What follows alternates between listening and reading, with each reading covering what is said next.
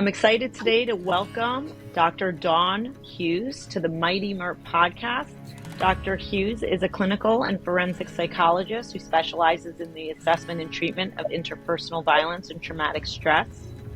She maintains an independent practice in clinical and forensic psychology and is a clinical assistant professor of psychology, serving on the voluntary faculty. Ooh, that was hard. I'm messing up.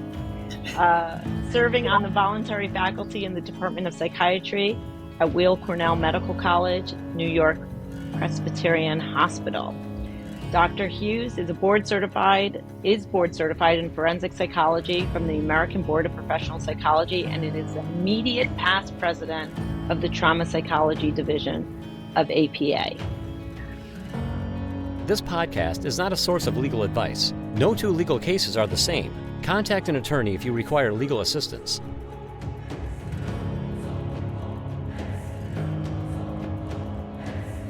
We are here with Dr. Dawn Hughes today, and we are going to talk to Dr. Hughes about her specialty, her career, and also truly focus on intimate partner violence, which I think most people just think of as domestic violence. But we're going to also talk about the nuances of that. So welcome, Dr. Hughes. Thank you. I'm so happy to be here. Great. So before we start talking about your specialty, I always like to start when I have guests on to say, what's your origin story? Sort of where did you grow up? And how did you get from there to here? In 5 seconds or less? And no, you can talk as long as you want. I always find it really interesting to find out where people started and sort of how they got to where they are in their either careers or lives. It's always interesting. Yeah, so I am a native New Yorker. Grew up in New York City, so I'm a little rough around the edges and growing up in the big city. I did do my undergraduate in psychology. I always wanted to know why people do the things they do since a very early age. I think my mom told me I asked why all the time, and it was very annoying. So after getting my psychology degree, I was also very interested in the law. So I worked for 2 years outside of, after getting my undergraduate degree. I first started working in the South Bronx in methadone maintenance treatment, and clearly there saw a whole lot of chronic trauma and, social issues and poverty and marginalization and how that impacted individuals that led them to substance abuse. And then I said, well, maybe I want to be a lawyer. So I went to work for the federal defenders for the Southern District of New York as a legal services assistant, where I also had to understand why people committed the crimes they did to try to figure out mitigation. And it was really at that point that, since I realized that wasn't so simple, that I wanted to do advanced study in clinical psychology and applied to doctoral programs. So I always kind of knew or maybe trusted the trajectory that those paths would cross, and I'd be able to find a way to weave in sort of the law, the legal aspects with the psychological aspects. Well, you definitely, at least with my experience of working with you as a criminal defense attorney, have blended it very nicely. And that's what a forensic psychologist does, right? So forensic psychology in general is just the application of the science and principles of clinical psychology to a particular legal issue at hand, right? And that's what I do, but using the trauma background, right? So I'm a trauma forensic psychologist. So using the science and the empirical data and what we know about traumatic events, specifically interpersonal violence, which can be rape, sexual assault, domestic violence, intimate partner violence, sexual harassment, cult abuse, all things of that. And how do they then intersect in a criminal or a civil matter? Right. Because it always comes down to people want to know why someone did or acted the way they did. Right? I mean, especially in criminal matters, right? That becomes, certainly juries want to know that. It doesn't always blend so nicely what the legal definition of certain things are. But, I started working in a case like that you and I worked on, back in, the late 90s on, battered women who were in violent relationships who then acted out against their partner. And most of the time, clearly not all the time, but most of the time in self-defense, that, they felt, absolutely threatened, and their life was threatened, and they had no other recourse but to either grab whatever was available to them to ward off that threat. So that's what, a psychologist, certainly a forensic psychologist can do, is we evaluate individuals' state of mind. Like, how we know Right. about fear, we know how it impacts people. So then you use the Right. data on intimate partner violence, and what do we know about what intimate partner violence looks like, and how people are afraid, and how they can fear for their lives. That makes sense to us because we study it, we know it. Right. So, um, I'm gonna I'm gonna jump into our case, and then I think we can break it down into steps of sort of what you do and how you work with a lawyer. And actually, before we jump into the case, you've worked on cases where you've represented and assisted defense, So I don't correct? represent, right? I'm called by attorneys, right, to render a professional expert opinion. And that could be by criminal defense attorneys. I've been called by prosecutors' offices, That's what I was yeah, getting. often to, when they are in the prosecution of someone who has committed a rape, a sexual assault, an intimate partner violent act, to explain the sort of paradoxical things that happen in these relationships that may not be what an average person thinks about, right? We all sort of have this invulnerability belief about ourselves. Well, I would never be in that situation. Or if he hit me, I would leave right away. Or if he cheated on me, I would leave right away. And Right. we know from the data that doesn't happen in the overwhelming majority of time. So they Right. use, a prosecutor, right, in their prosecution of a defendant, criminal defendant, will utilize an expert like myself to explain those myths and misconceptions, so the jury is not making decisions based on, knowledge that is actually not correct. Right. And my point really is that you've been hired as an expert, as both for the prosecutor as well as for criminal defense side as an expert. And you've also been hired in civil cases as well. That's correct for both sides as well. Correct. Right. Uh, and it's fair to say when you're hired, you don't have an agenda. You have to come to each case open-minded, and do the evaluations and the investigations through some objective testing. I'm going to ask you about exactly what type of testing or analysis you do, because I think that people don't really understand how an expert can come to their conclusions Mm-hmm. and how thorough that your work has to be in order to support the conclusions that you come to. Is that fair? That's absolutely fair. We do come into this realm with an objective standard, right? That is part of our ethical demand, right? Part of our professional kind of guiding light. That, our job is to look at all the data and come up with an opinion. And to do that, we utilize a variety of different methods. But, expert witnesses do get that sort of that, maybe that lay or that sort of media hype about being a hired gun, and that you're just going to get hired and you're going to say what anybody wants you to say. And as with anything, are there some people who do that? Probably.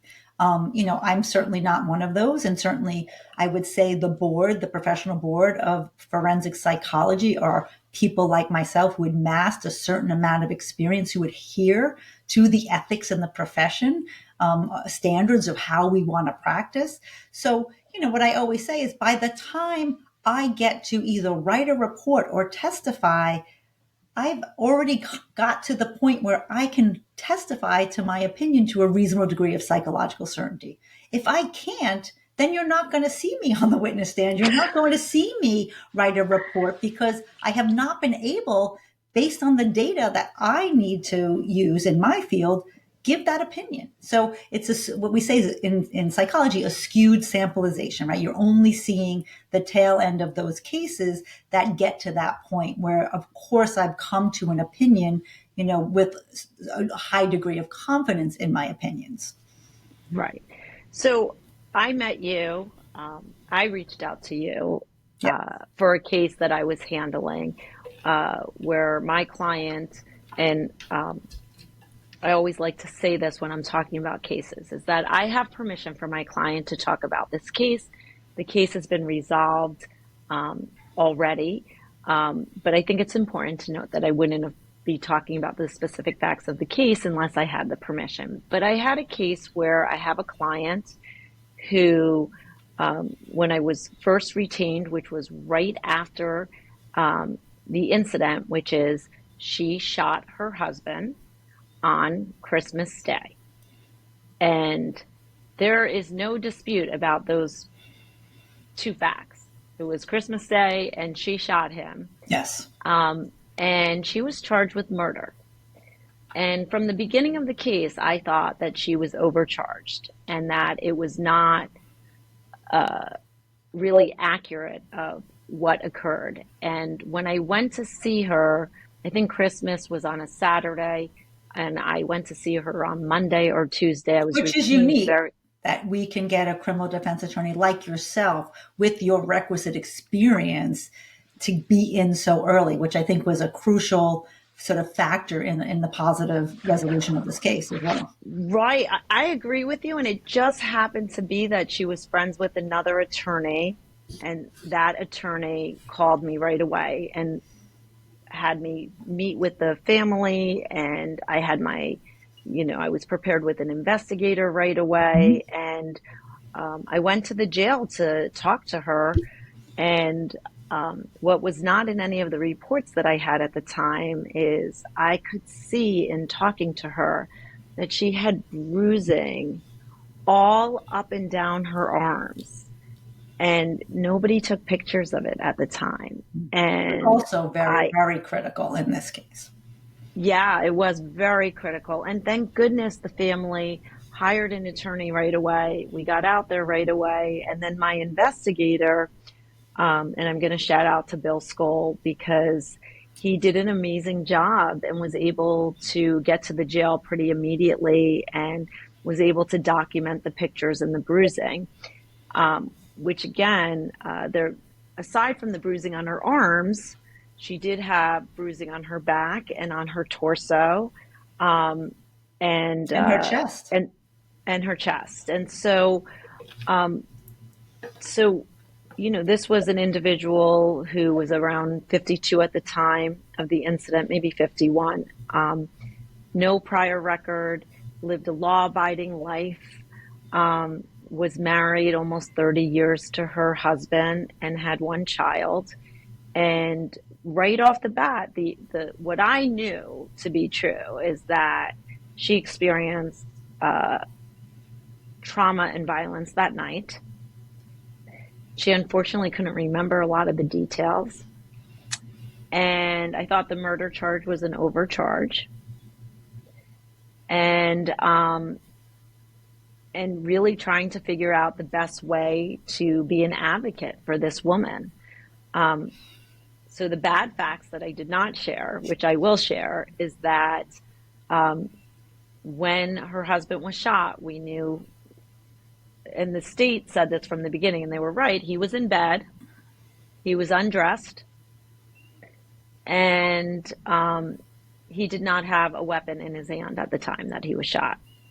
And so that's why they charged him. So based on that and those facts, I knew that we needed an expert. And it took me some time to actually find the right expert. And I'm just going to do the shout out to Dr. Dawn Hughes because Dr. Dawn Hughes was the expert. And in talking to Dr. Hughes about the case, I knew that as much as I knew about domestic violence, there was so much I still needed to know and learn and understand to be the advocate for this client. So I don't know, do you remember our first phone call or when we talked about the case, what your first impression was? Or I know you said you thought you could help or you could be an expert. You didn't know what the conclusions were going to be, but you definitely knew that. Right. I mean, certainly probably more than most, I would say, at this point have evaluated more than most homicides, domestic homicides, intimate partner homicides. So I know I can evaluate that. Whether that, what I remember saying to you, because it's sort of part of my spiel, is that I don't know if what I'm going to find is going to be helpful to your case, right?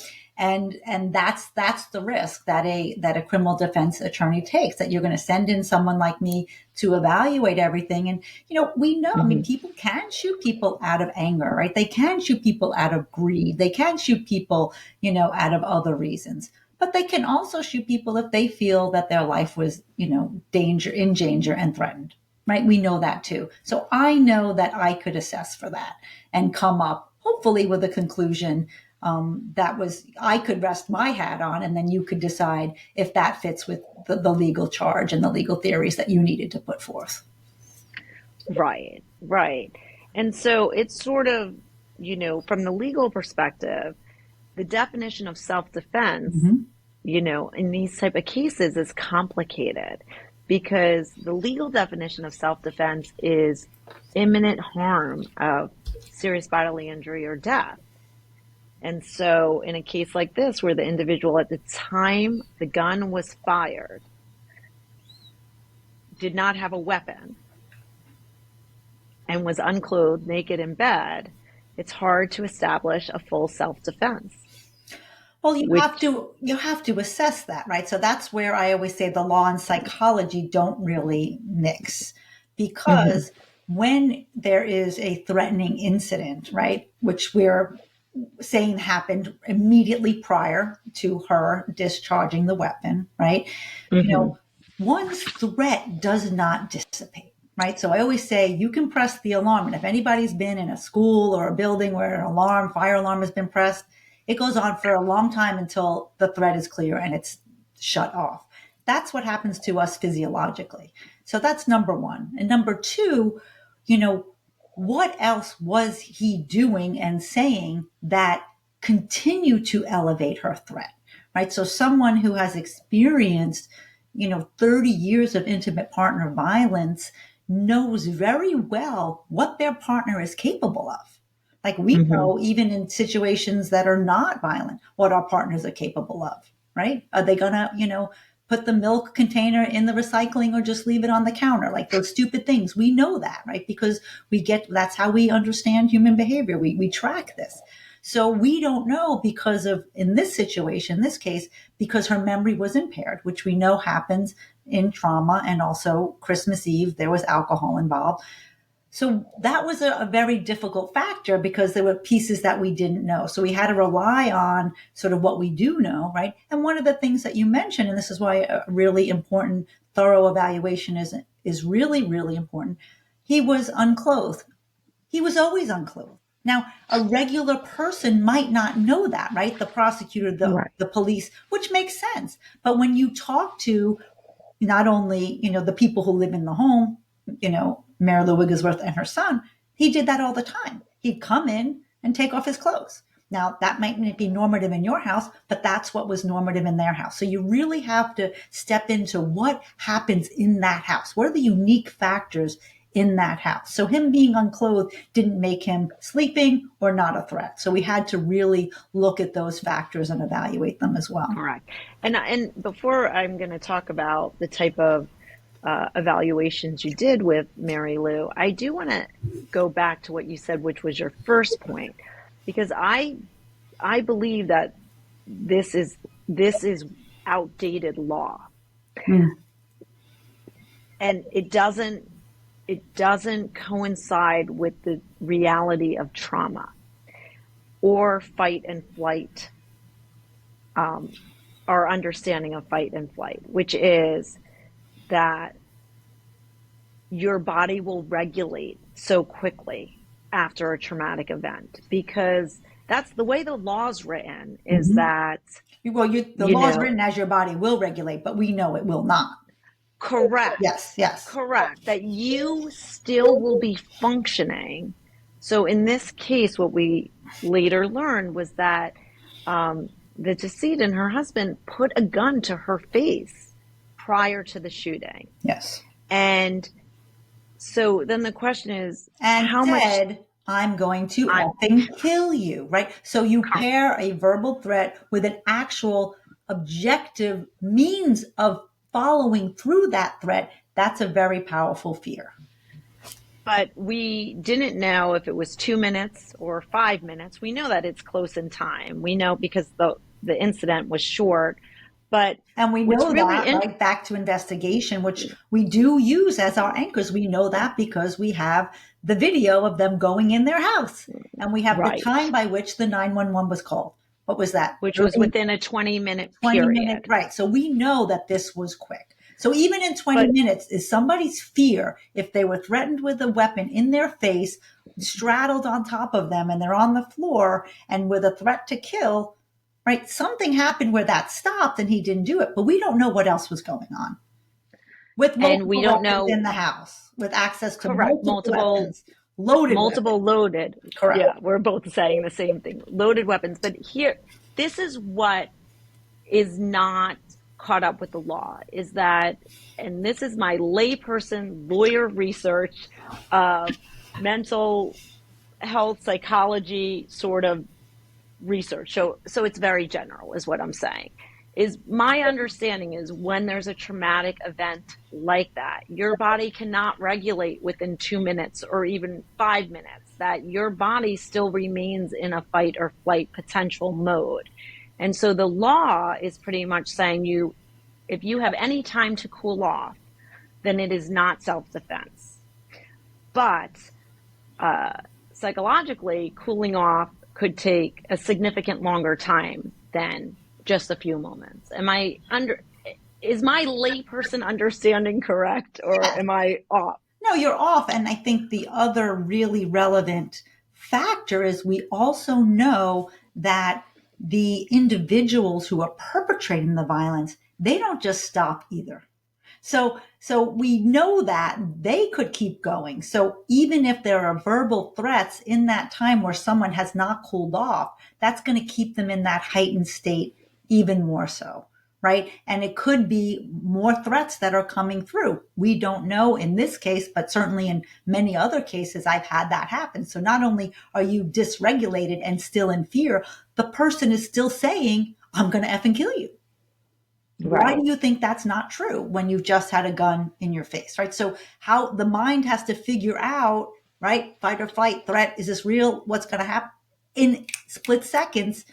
That really sort of jumps past, and sometimes volitional control, right? It's happening so fast, we just act. So what about the argument that even if the person was saying, this case that we're talking about, she did experience domestic violence for her whole marriage. Yes, correct. And there was objective evidence of that from, even in the 90s. I think she had pictures of abuse that the family was able to provide to us. But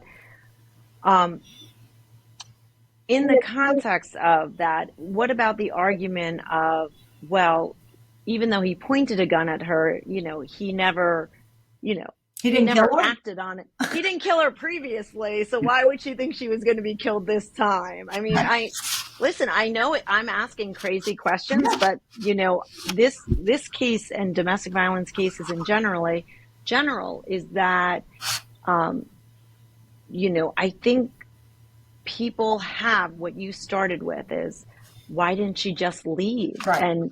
And I don't know, after the case was resolved, and I don't normally read like comments, but I did read just a few comments on this case because it was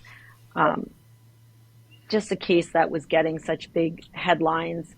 And it was really interesting. There were people that had such a visceral, she shouldn't spend a day in jail or prison, to she should spend the rest of her life. There was like no middle ground on this. It's right. And it's hard. And I do understand and appreciate the difficulty that, a prosecutor's office might have, right?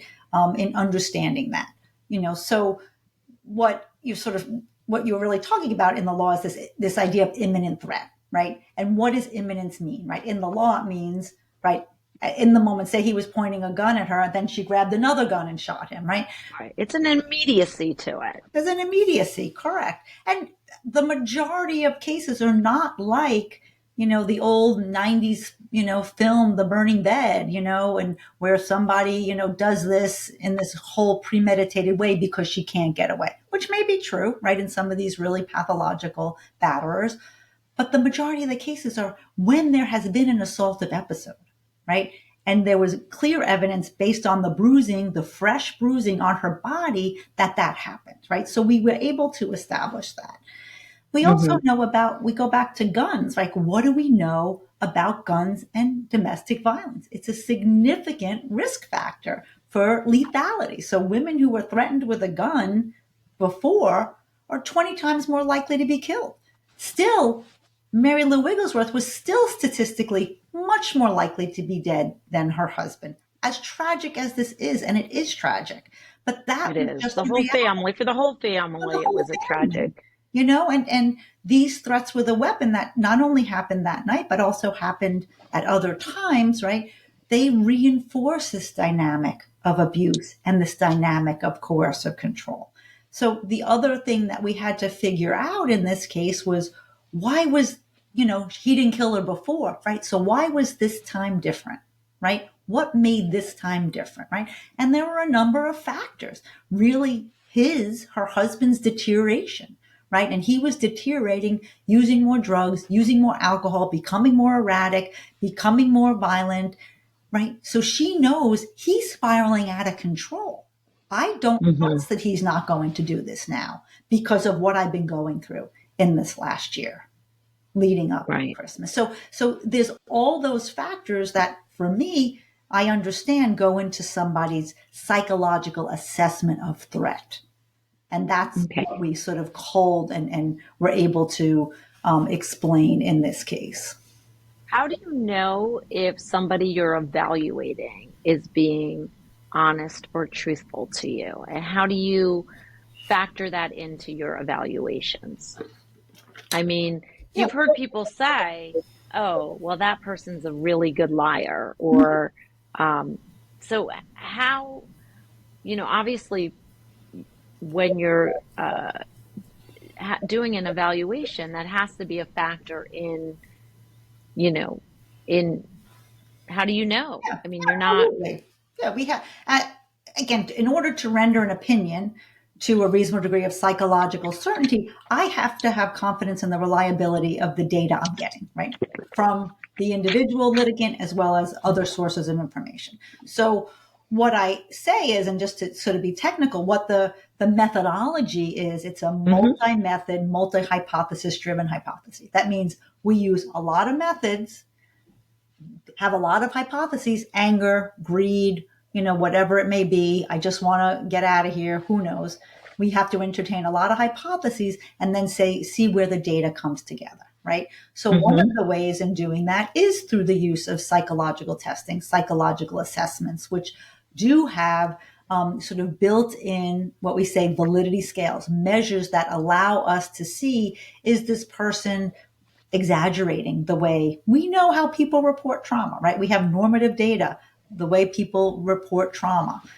Is this person minimizing? Are they not reporting, data the way we want to? Are they flatly telling us things that we just know are not true? Right? Mhm. Schizophrenia is not about I see little green men, right? You check that scale, we're like, I don't know, is this person really giving me valid data, right? So if they're not Mhm. giving you valid data, it doesn't mean everything else that they're saying is wrong, but it causes us to pause. It causes us to suspect, right? So if we go Mhm. through the psychological testing and that holds together, no evidence of malingering, which is the false production of psychological symptoms. And that's what's, some people clearly in criminal cases want to make themselves seem crazy because they think they're going to get off, right? Or make themselves seem more impaired than they actually are, right?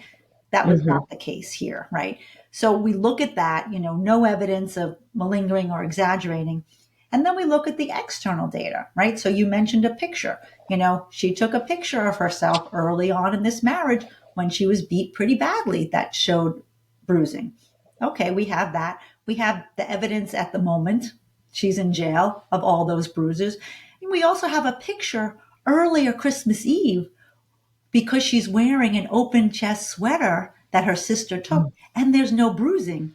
And now The next day there's bruising. And actually it's a little Mhm. lower. We know bruising takes a while to come out, which is why getting the pictures, they'll say during that interrogation, which we had the video of, you couldn't see bruising, right? Because bruising Right. takes time to come out, right? The fact that you went back in and took those pictures, and then of course the jail took the pictures, and the jail usually likes to take the pictures not to help the defense, but to protect themselves. They Right. a detainee can't say that I was beat up by the correctional, so they really do it for self-preservation. But it can help us understand how the person is.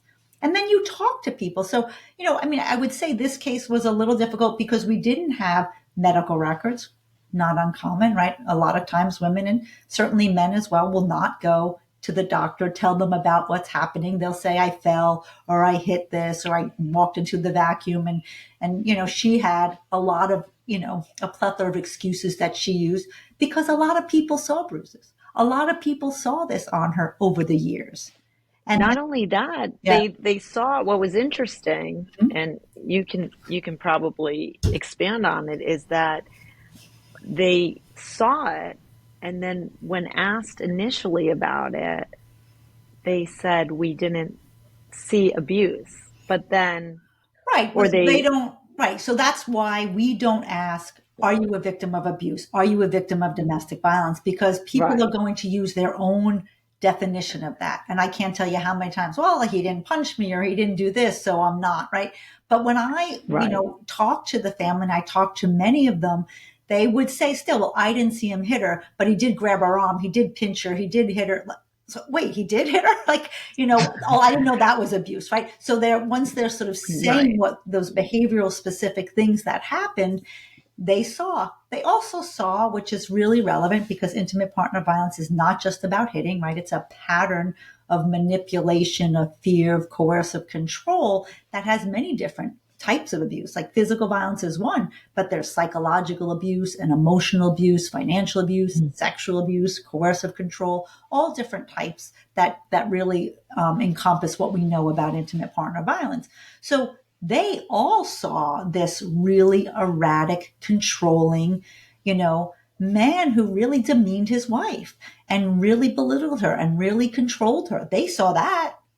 That was front Hmm. and center. And that bled into other areas of the family's life where they wouldn't invite them over. They didn't want them at certain events because of the fear that he was going to be erratic, mainly toward his wife, but also to other people as well. So that was back to kind of how do you know somebody is not telling you the truth? Like all those data points come together. They're all consistent. They all track, right, to what she's saying and what they're saying, and that Hmm. kind of allows us to say, okay, this is really holding together.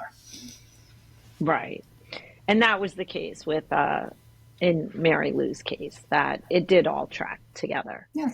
And she Um, also had told her, I mean, she also ran away once in that last year and told her sister, she didn't know what to do. And they were trying to get her out, right? And this is what is mhm. so sad and tragic and frustrating in these cases that, Mary Lou was more like, I have to go back. He's going to kill me. Right. And we don't understand that when someone says that, that's not hyperbole, right? And it's really hard for a layperson to think, well, he's not going to really kill you, but they don't know I the think stuff. I think that's what people think when they hear that. Right. Although I'm not sure if if some of the family, I mean, the family seemed to want her to leave and were Yes. trying to assist in a way. Um, And she was petrified of leaving, and she was really beaten down after 30 years of being told how worthless she was. And I mean, he would call her all the horrible names in the book, and that's just really, really damaging to one's psychological well-being, and then their ability to have sort of the wherewithal, the skills, the power, the belief that you can leave. right. That's And diminished. in her situation, I always say to people, like, domestic violence in this, whether in whatever form, whether it's physical violence, coercive, financial, it doesn't start on your first date. No. It doesn't start, you know, if you went out with someone and on the first date and they were, physically aggressive, or, you know, violent or, manipulative in a way, most people would say, oh my goodness, never seeing this person again, Or right? They're, alternatively, you chalk it up to something else. Oh, he was drinking, or he was smoking weed, or he just got in a fight with his right, brother and he'd had a bad day at work, right? Depending on the circumstances that we find ourselves in on that first date, we almost all of us give second chances, right? Especially if we're right, looking for love and we're looking, and there's all those other factors that lured us in for that first date. So it right, depends on, those circumstances of what we rationalize, what we overlook, and why. right. She was very financially dependent on him. Yes. And she also, I will say, I think she was very intelligent in the sense of street smart, really empathetic, good with people. But and I think herself had self doubt about her intelligence because she struggled through school, probably had an undiagnosed learning disability, didn't graduate high school, couldn't get her GED. So she was very dependent on her husband for financial support and, also I will say status in the community. And they'd been together a very long Mhm. time. So I think all of that played a factor in her staying. People really, I mean, that was always the question. Why do people stay? And And there's so, multiple reasons, right? I mean, that's one thing we know. We are complicated human beings. Very rarely is there one reason for something, right? So, certainly though for her and for many women, financial reasons is a reason, right? That they stay. mhm, They can't understand how they would be able to provide for themselves, right? They also have fear of retaliation. We know very clearly through the data that the violence doesn't always end when the relationship ends, right? So there's no guarantee that that's going to happen. There could be threats. If you leave, I'm going to X, Y, and Z, right? Those threats can continue. There's also still love, right? I mean, just like Mary Lou and like all of us, we get into relationships and marriages and partnerships for love, companionship, friendship, all of these wonderful things. We don't get into it with, okay, I'm going to be an abuse victim. So it's really hard to get rid of and abandon the earlier positivity love that we may have had with our partner. So we rely on those, what we say, those moments of, lack of violence or neutral moments that maybe the hope, maybe he's going to go back to that guy that I know is in there. And it, very rarely does that override all of the violence and the abuse, and that's the problem. right. So this is a case that I thought was very interesting, the way we handled it. And I think that the state was very open to the way we handled it because after you wrote the report, which the report definitely had significant evidence that Mary Lou was a victim of domestic violence. As you said, there was the pictures, there was the prior pictures, there was statements by family members and witnesses who saw prior acts of domestic Mm-hmm. violence. Um, And I'm statistical trying to, risk factors, right, that were in this case. Right? We do have data on what happens in women who are in violent relationships and women who end up dead by their partner. And the more, when you look at the difference between those two groups of people, there are these really significant risk factors that are there. And, in the empirical literature, and there were very significant risk factors in this case. So that gave us some sort of external validity for us to understand her fear, right? If the majority of women who end up dead by their partners have all these variables that happen, like threats with a weapon, like coercive control, all of those things, the emotional, the drug use, all of the, and the substance abuse by the partner, if all of those are there, that sort of kind of collides together for us to understand that this was a very serious case. right. And the state, I mean, we met with the prosecutor who was handling the case, you and I together, Mm-hmm. and we we were an open book, or I should say, you were an open book, Yep. because rarely ever would I say, "Here is my expert. Mm-hmm. You can ask any question that you want," which is what I did, Yep. and and um, and I thought that we did a really good job as well as educating the state on the reality of this case, to get what I would say a very good resolution for um, my client, you And an know? expert should be an open book, right? I mean, my job is to be able to support my opinions based on the data that I have. And nothing is 100%, right? In anything we do, not every single piece is going to fit in this beautiful puzzle, right? But do we have a substantial majority of the pieces? And Right, does that come together for us to really have a pretty good hypothesis and opinion about this individual, right? So, right, I should be able to support that. So it doesn't feel, odd or threatening to be able to do that in a collegial way where someone can ask those questions that they need resolved. I'm happy to answer them. right, right. And you did. And Yeah, we spent a lot of time just having the conversation right, and letting the state really ask any question that they wanted to, you know, and you were candid and about the fact that there is a few minutes that we don't know what happened. Mary Lou couldn't remember, right. you know, um, and you know, and I think it goes to the fact that she was being truthful of what she did and didn't remember because, you know, Right. she could have made it into a neat bow for herself, right? Yep. Yeah, And and I she think didn't. also that point of that the points at where she could remember it and what the questions that the prosecutor wanted to know. And I do one of them I remember she asked is like when she was taken in, right? Why didn't she tell us about all the domestic violence? Right? She wanted to know, why didn't she just tell us? Right? And you spend 30 years hiding it, avoiding it, suppressing it, putting on a different forward facing front, right? That doesn't come naturally. Even if you just had your life threatened and you had to act in self defense, that doesn't automatically shut off. Well, it wasn't her first time that she had to act like that she was protecting herself and him. And I will say, I mean, I would say that she still loved her husband Yes, and has tremendous remorse for that day of events, absolutely. you know. Um, so, you know, but yeah, I mean, I think she was still protecting him even after the case, after she was charged, you know. And she never So, wanted to disparage his memory. She wanted, even when he was alive, she didn't want to disparage him, right? She deferred to him at the expense of herself, right? So that right, was so clear that when they were out, I want them to know Fun Dave. And he did. He had the Fun Dave part, and he was, just really nice to be around and the party animal and the jokester. But there was this other side of him that a lot of people saw too. I mean, that's what really was helpful data for us. A lot of people saw that other side. It wasn't just the Jekyll and Hyde where he only showed up in the house, right?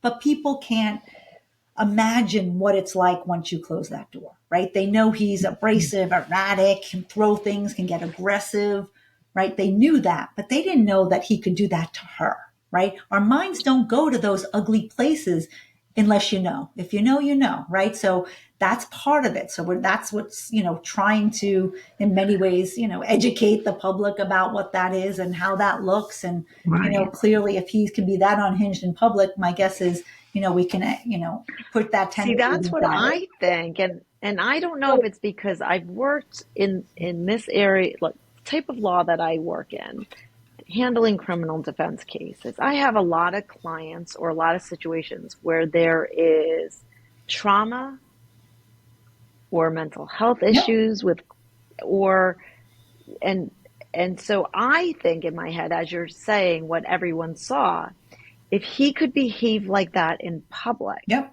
with the pinching and the twisting the arm or smacking her in the head, I Ordering can her only around, calling her names, cursing her out, all of that. yeah, I can only imagine what's going on in closed doors because people are usually behaving the best they can in public.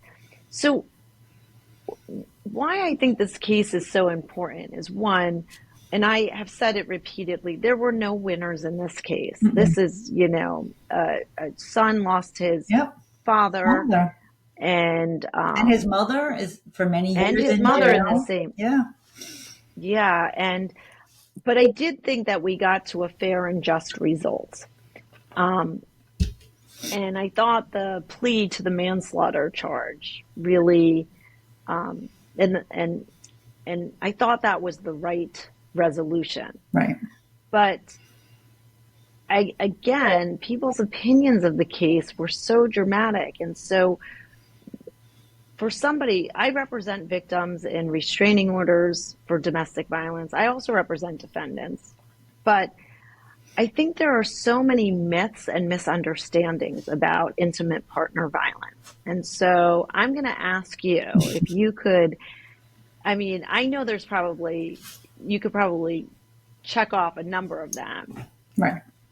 Maybe three biggest myths about intimate partner violence. And then I'm also going to say, I always use the term prior to handling this case, either domestic violence or battered woman syndrome or something to that effect. And you were very great and kind of educating me about intimate partner violence and really the new understanding about intimate partner violence. And so I'm going to ask you, sort of explain that evolution, but also what do you think is what people need to understand and be educated about with regards to this issue?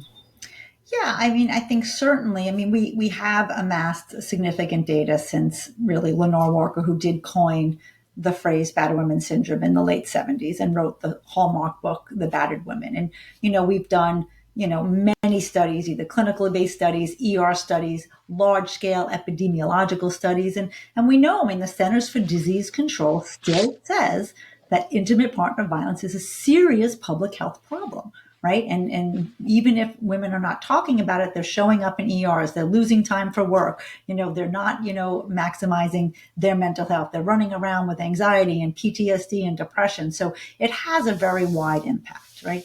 So I think one of the main myths I would say is it's not just about hitting.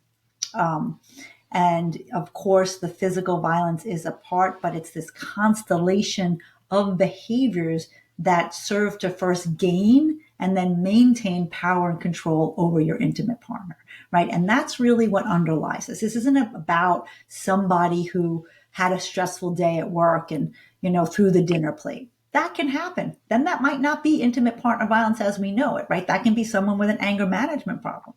But when somebody is trying to sort of micromanage your life, right? And tell you, don't talk to your sister. She doesn't understand us. You can't go see your mother. I don't like when you wear those skirts. I don't want you to make that. Don't go out. You have to call me. Where are you? And this was something in the case we just talked about, right? All of these sort of coercive control dynamics that really restrict a person's freedom of thought, freedom of movement, freedom of access to money, all of those things, right? And the physical violence punctuates that, right? It reinforces that time and time again, that I am the one in control and I get to say what I do, right? So the classic, let me just finish. The classic example in this case, right, is that, when Dave would call, she had to answer. If she didn't pick up in a certain number of rings, or she was doing something and had to call him back, it was mayhem, World War III, right? So she, started wearing the Apple Watch so she wouldn't miss a call, right?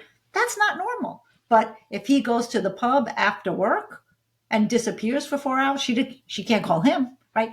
Is that equal? Is that equitable? No, right? So you look at who holds the power in the relationship. And when all those dynamics are together, we're really seeing that's what intimate partner violence is, right? This real sort of circular cycling through all of these different behaviors. So I think that's the probably number one myth. It's not just about hitting.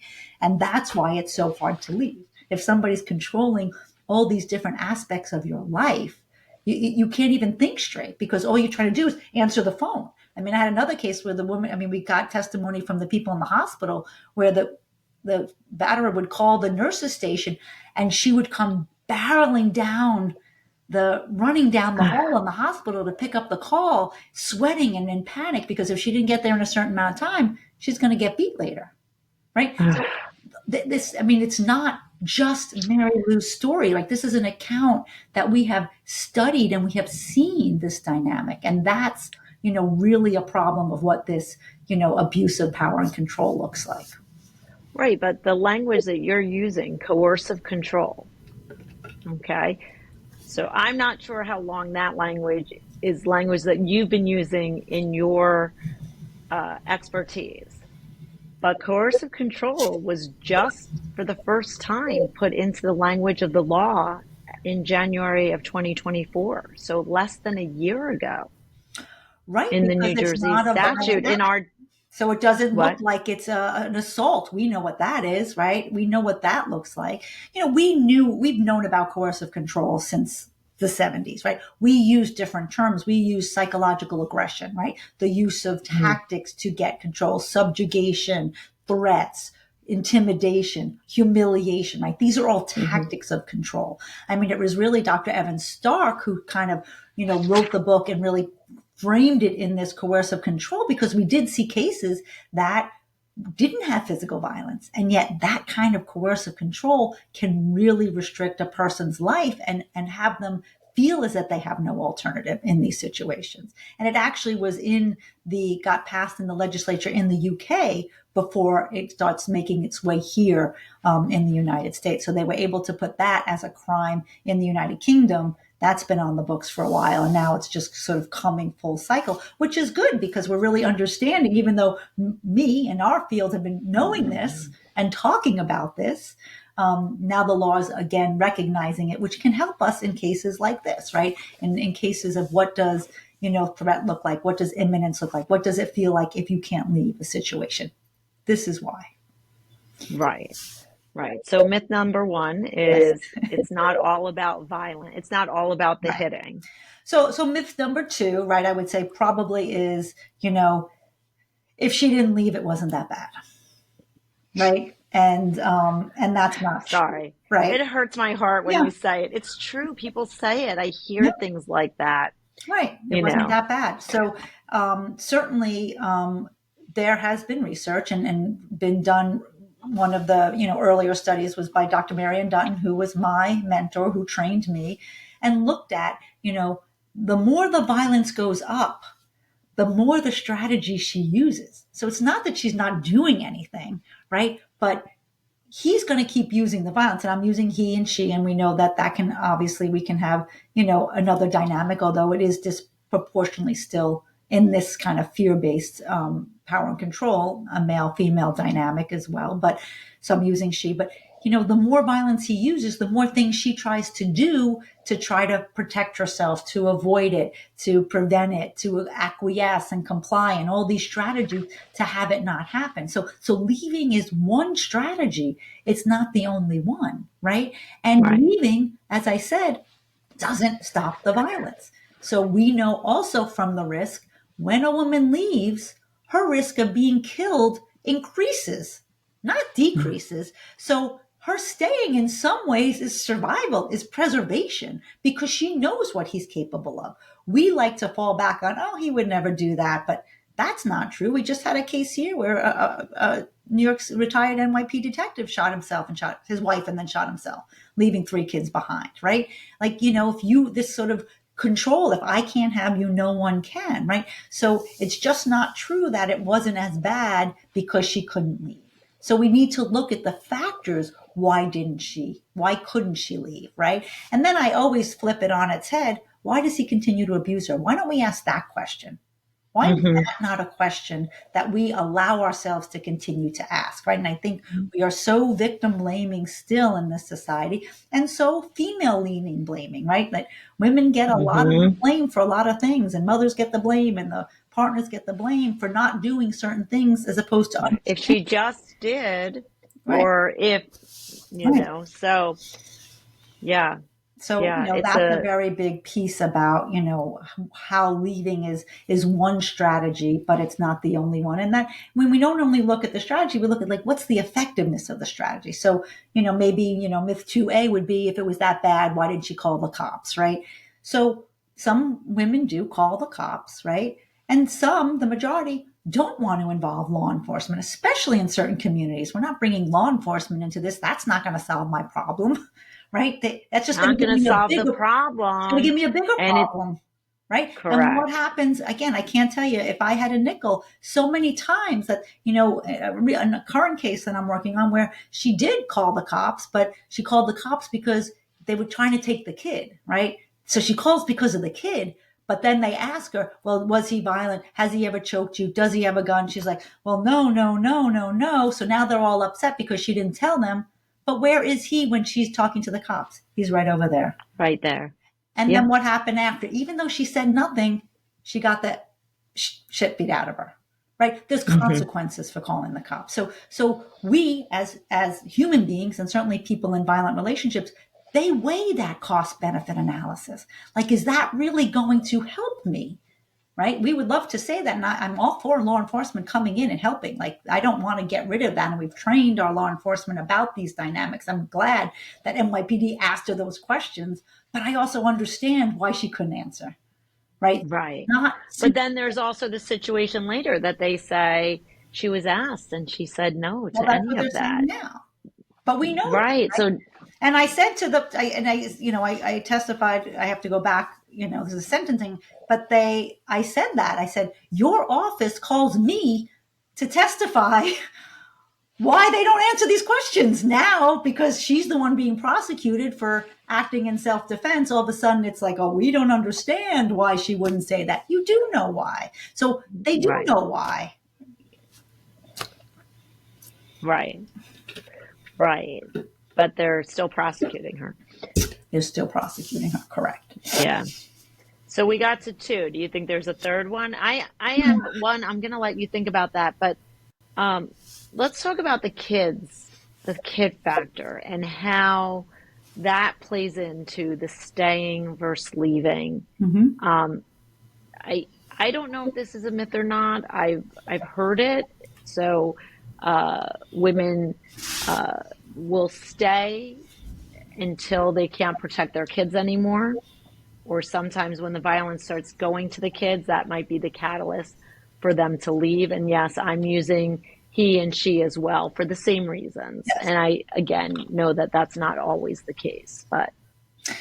Yeah, it's very unique. I don't think we have really good, clear data on that because sometimes the violence is so bad that they can't protect the kids, right? And that's a very, upsetting situation for all of us, especially people in our field, and especially as a mother wanting to do whatever I can to be, the mama bear and lay down, in front of anything coming towards my kids.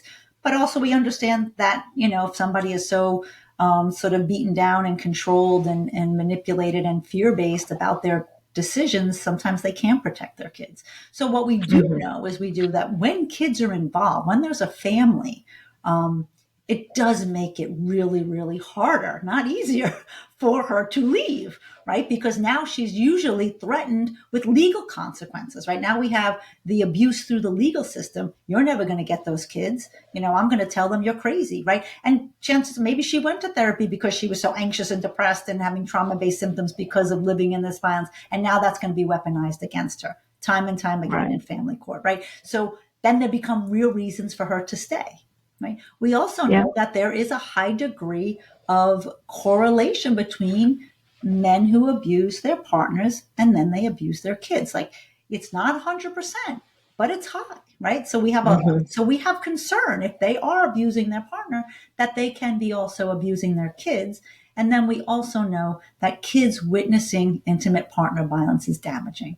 It's damaging for their development. It's damaging for their psychology. It's damaging for how they, perceive, role models in society. And, they end up having usually a lot of anxiety and fear. And so many, parents will say, well, they didn't see it because and then you talk to the kids and they see way more than you know. They hear it, they see it, they feel it, they see the consequences, they feel the tension.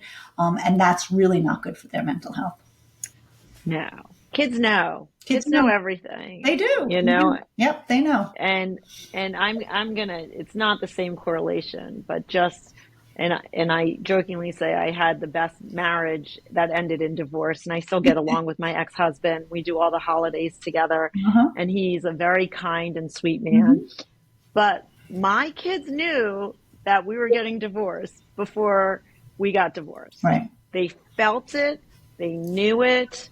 it was palpable to them that there was a change. So I can only imagine in a chaos and family, a chaos situation, because And I that don't know how makes sense else to for kids, explain. right? But so kids, because they're dependent on us as adults, Hmm. right?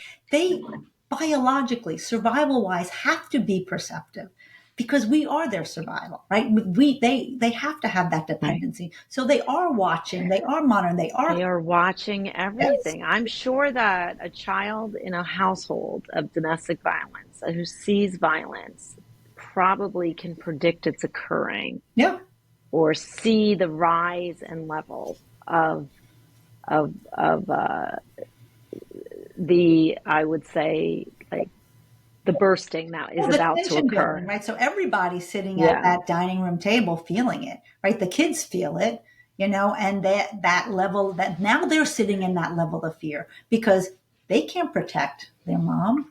They don't have any power. They don't want to get hit themselves. They're afraid to excuse themselves and go to their room. They're afraid to stay. I mean, now they're living in this constant state of hyperarousal and fear. And that is not good for a developing brain, as that is not good for any person.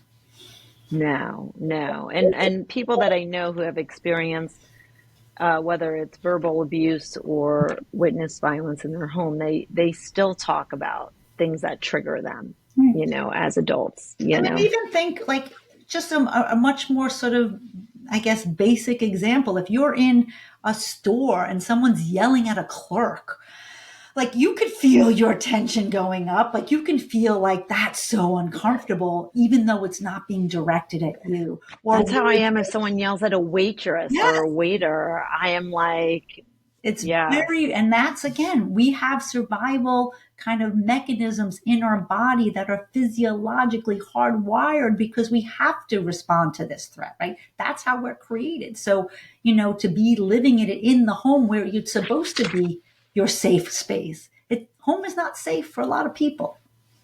yeah. So,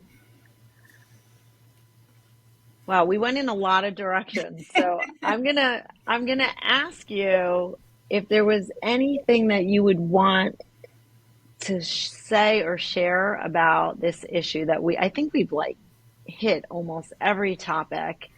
Um, I am going to say from the legal side of it is that what we know from the psychological side of it and what occurs in a court are not the same, and that's always hard uh, to figure out what the best how to have the best results. And I'm going to say in my case with Mary Lou, there were a lot of people who didn't think that she should spend any time in Mm-hmm. prison.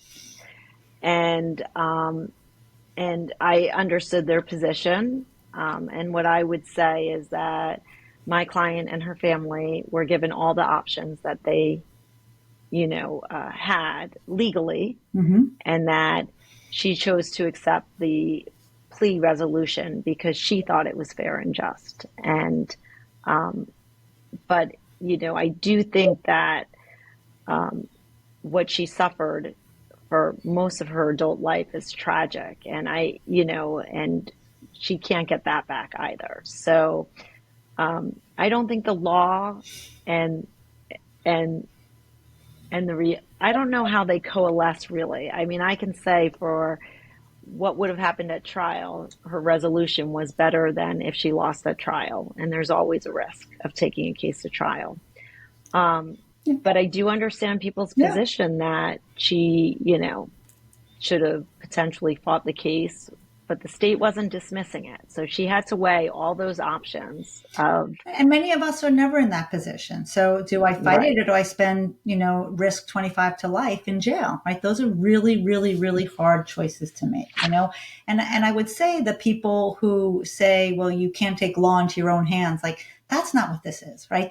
This is not a retribution No, type of matter. And I think that's very oversimplistic and just a misguided view of many of these cases. I mean, sometimes maybe, but not in certainly this case and the majority of no, cases that I've worked. And I think just the other thing that I would say is that, I think it's important important, obviously, as a trauma psychologist, a trauma forensic psychologist, that we do educate the courts, that we educate prosecutors, that we do give them this information so that whoever the trier of fact is, whether it's the prosecutor choosing to charge it, the judge or the jury, that they can at least use this information, use this Right. knowledge, right, to decide, right? And that's why we have, this kind of adversarial system. Like, let's give them all the data.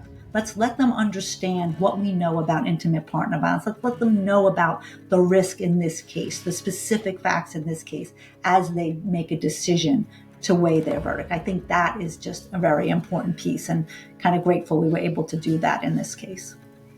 No, me too. And I think that, as I said, I will keep coming back to, I think the resolution was a fair and just resolution. It was something that my client wanted in the end. There's something about the certainty of it. She'd already spent a significant time in custody. She'll be out, by 57, 56 years, probably 56, close, she has a full life ahead of her. I would say she has a full third act ahead of her. So again, hopefully she can avail herself of treatment and ways to heal from what she went through and heal from, the actual incident. It's traumatic to take someone's life, even in self-defense. That's traumatic. And that whole, changing the course of her life and her son's life is tragic. And I think that there is healing that can happen for people after these situations. And that would certainly be my wish for her and her son and her family, that they could, find that healing. Yes, I agree with you. Well, thank you so much for giving me a lot of your afternoon on a Friday. And it was great seeing you again and catching up. And I look forward to talking to you again. Thank you for joining Mighty MERP. Thanks for having me. It was really a pleasure working with you on this case and developing this collegial friendship and relationship. So that's nice too. I appreciated it all. I really enjoyed, loved learning from you, and loved our conversation throughout the process, and even now. Yeah. All right. Well, thank you. We hope you enjoyed this episode of the Mighty MERP podcast. This podcast is not a source of legal advice. No two legal cases are the same. Contact an attorney if you require legal assistance.